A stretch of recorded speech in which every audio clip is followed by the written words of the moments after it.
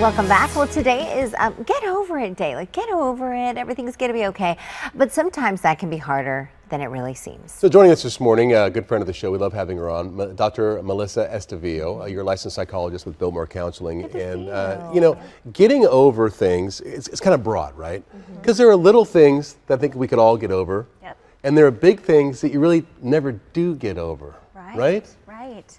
So I think oftentimes we try to apply the strategies for small things with big things and big things with small things, and so we get really confused and it's difficult. You know, for small things, sometimes it's important to take a nap, sleep a little bit, get a little bit of space from something in terms of a few days of distance, get some perspective, and that can really help us feel like the emotion that was so intense in the situation dissipates. It's not so hard to, you know, sing the Frozen song and let it go.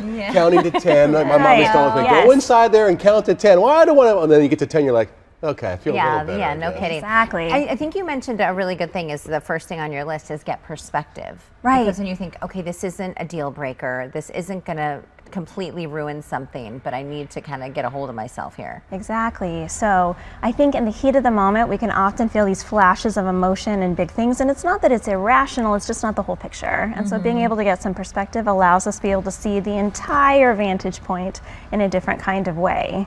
But there's many times where we can get a little bit of space from something and we actually can muddy the waters, and it can be more confusing because we go, maybe that wasn't actually that big of a deal, or maybe I said something wrong there, when in reality, there actually was a good reason why you were upset and anxious. And so letting it go isn't always the best thing to do. Our bodies are holding on to it for a reason. Yeah. So the second thing you had there was the difference between forgiveness and reconciliation. So maybe you've gotten to the point now where you said, hey, this was a pretty big deal, and I was kind of within where I should have been to react that way, but I got to move forward anyway. Right. So we'll oftentimes say, okay, well, letting it go or getting over it, we call it forgiveness sometimes. That is very different than doing the perhaps harder work of actually being able to heal whatever's happened that has created some kind of pain or difficulty within the relationship. So we oftentimes feel like it's a one-step process. Let it go, get over it, forgive, everything's fine. You're like, no, that's one step, but the second step is about what do we need to do to heal and reconcile, because things might not have changed. And does sex play into that? Because I don't want to be sexist here, but I remember like when you're a guy, you get in a fight with a guy, then you shake hands, you hug it out, it's over, you know, just go play some more baseball.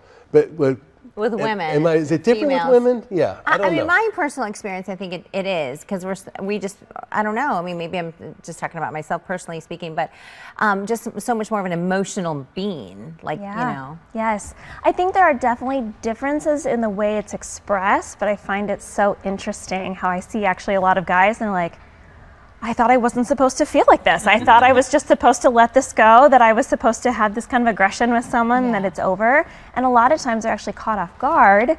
So it's more of a societal thing that says men are supposed to express it in this different way. Women get permission to be able to feel that, but guys still feel it too. And you know, let's just tackle this because I know we're getting the wrap here, but in terms of the healing process, the third thing you have on here is getting some space. Yeah, so I was saying earlier, I often will talk with people and say, family, friends, coworkers, our relationships are important. They're so key to our happiness.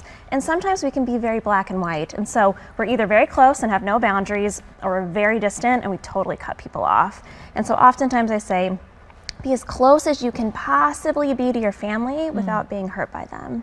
So you're constantly gauging, does that hurt? Do I need a little bit of distance? Do I need a little bit of space? Do I need some boundaries?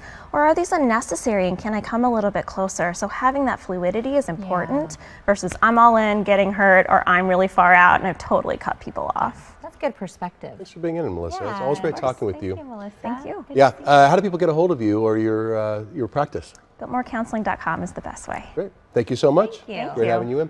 All right, still ahead, we're getting our first look at a movie partially shot in space. I'm excited about this. Yeah.